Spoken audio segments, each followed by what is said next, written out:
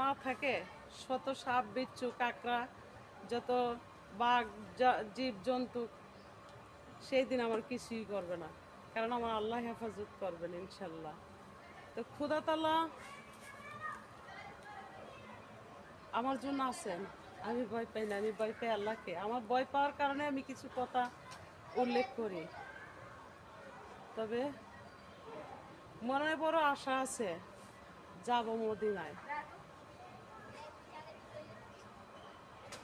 বয়ে আসি, করবেনি আল্লাহ আমাকে কবুল। যদি কইরা থাকি আল্লাহর সাধন, অবশ্যই আল্লাহ আমাকে করবেন কবুল, এটাই বাস্তব হবে। তবে প্রিয় বন্ধুরা,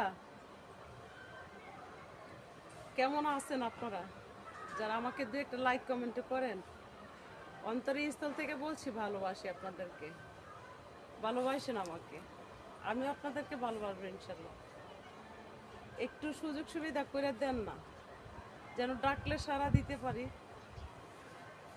আপনারা আমার ভাই, আমি আপনাদের বোন, আমাকে নৈরাশা করেন না। একটা গল্প বলি। এক ফকিরে খুব কষ্টে পইরা এক বড় লোক দুয়ার জায়গায় গেছিল ভিক্ষার জন্য। তো বড় লোকের ধন সম্পদ, টাকা পয়সা, বাড়ি গাড়ি, ক্যাশ কেবিল, ঘরের ভিতরে কোনো কিছুই কমতি নেই।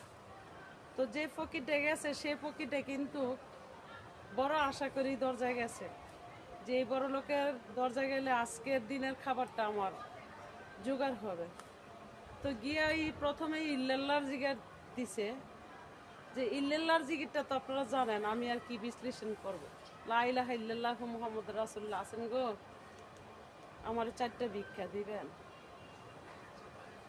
ভিক্ষা তো বরঞ্চ দেয় না, আরো রেগে এসা ফকিরটাকে যা তা বলল। সে কানতে কানতে কানতে কানতে আরেকটা দরজায় গেল। যেই দরজায় গেছে সেই দরজায় দিন আইনা দিন খায়, তার আহার জোগাড় করার মতন ক্ষমতা নাই। তো ওই দিনকে ওই গরিব, যেই দরজায় গেছে, গরিব দরজায় গেছে ভিক্ষার জন্য। তো চাউল আইনা রাখছে 2 কেজি, তেল ডাল এই সীমিত দিনের খাবারটা জোগাড় করে আইনা রাখছে, রান্নাবাড়ি করে বউ বাচ্চা নিয়ে খাবে। তো যখনই বলছে লা ইলাহা ইল্লাল্লাহু মুহাম্মাদুর রাসূলুল্লাহ, ও মা কে আছেন গো, ও ভাই কে আছেন, আমাকে ভিক্ষা দিবেন, আমি ক্ষুধার্ত।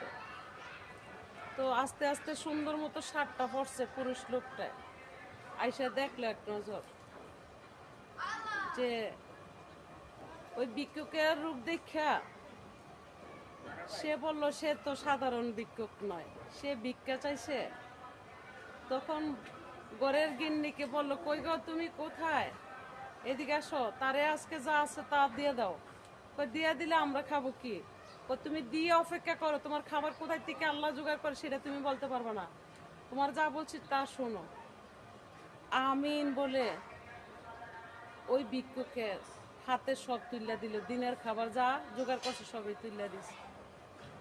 তো গাল দিয়া গিন্নি বৈশা রয়েছে, বসার পরে দিয়া বললো, কি গো তুমি কি মন খারাপ করলা, তুমি ইমানেতে ভিক্ষাটা দাও নাই, তুমি ইমানেতে ভিক্ষা দিলে তো তুমি গাল আড্ডা বসতা না, তুমি তো আমিন বললা খোদা রাসূলের কাজে মুগ্ধ হইতা, যে আল্লাহকে স্মরণ করতা, এই তো তোমার পাপে আছে না, আমিও কষ্ট পাবো আজকে।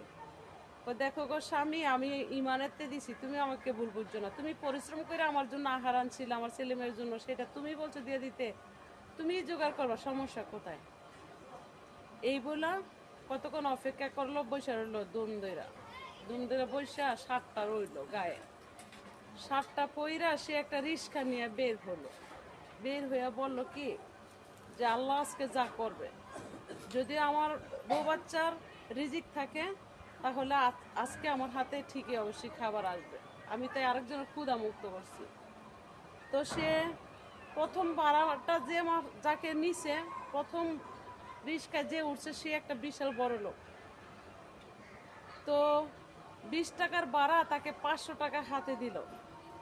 যখন সে গামডি মুছতে লাগলো, 500 টাকা দেওয়ার পরে দিও ওই গাম মুছার মানুষটার দিকে আবার রিক্সাওয়ালার দিকে তাকাইলো, সেই যে ভাড়া উঠছে সেই লোকটা। তো বললো কিরে বাবা, তোর কি ক্লান্ত হচ্ছে, তোর কি খারাপ লাগতেছে? কয় না মামা, খারাপ লাগে নাই, শুক্রিয়া আলহামদুলিল্লাহ। তো বলতো তোর মনটা খারাপ কেন? কয় না মামা, মনটা খারাপ না, যে আমি গরিব, আমি যদিও গরিবের ক্ষুধা মুক্ত করতে পারতাম তাহলে আমি শান্তি পেতাম।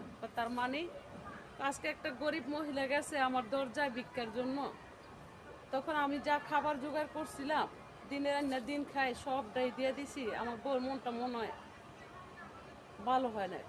আরে পাগল, তোর বই ইমানেতে দিছি বিদে তোর 20 টাকার বার আমি 500 টাকা দিছি, দর আর 1000 টাকা, কত হলো 1500 টাকা। তো 1500 টাকা দিয়ে সে সুন্দর একটা বাজার করে আইন না, রান্না বাড়ি করে খাওয়া শুরু করলে, আরো তার 500 টাকা আয় রইলো, 1000 টাকা বাজার করে নিয়েছে। তো ভিক্ষা চাইলে কখনো খালি হাতে ফিরাবেন না। দানে মান বাড়ে, দানে বরকত বাড়ে। দানবীর ব্যক্তিকে আল্লাহ পছন্দ করে, মাথায় রাখবেন। আপনাদের কাছে আমি লাইক কমেন্টে চাচ্ছি কিছু কিছু ক্ষুধা মুক্ত করার জন্য। আমাকে যখন চিন্তাছেন না, সমস্যা নাই। আর ওই যে বড় লোক যে ধন সম্পদের মালিক হয়েও ফকিরকে অপমান কইরা বিদায় দিয়ে দিল, তাকে ভিক্ষা দিল না। তো ওই বড় লোক 3 দিন যায় নাই, অসুস্থ এমনে সেমনে সেমনে এমনে একবারে সে পথের ভিখারির মতো হয়ে গেল। ইনকাম সর্বদিকে সব ব্যবসা বাণিজ্য সব বন্ধ হয়ে গেল। তো ফকিরকে কখনো অপমান করবেন না, কোন ফকির কোন রূপে থাকে তা বলা যায় না। দেখলাম কত জগৎ জুড়ি টাকাওয়ালার বাহাদুরি, দেখলাম কত জগৎ জুড়ি টাকাওয়ালার বাহাদুরি, ফকির ভিক্ষা চাইলে বাংতি মিলে না, প্রাণে সহে না, ফকির ভিক্ষা চাইলে ভাঙতি মিলে না। সারা বছর বেনামাজি, শুক্রবার আসলে দেখায় নামাজি, সারা বছর থাকে বেনামাজি, শুক্রবার আসলে দেখায় নামাজি, 200 টাকা হাতে দিয়া বুঝায় সে এক দানবীর, ফকির ভিক্ষা চাইলে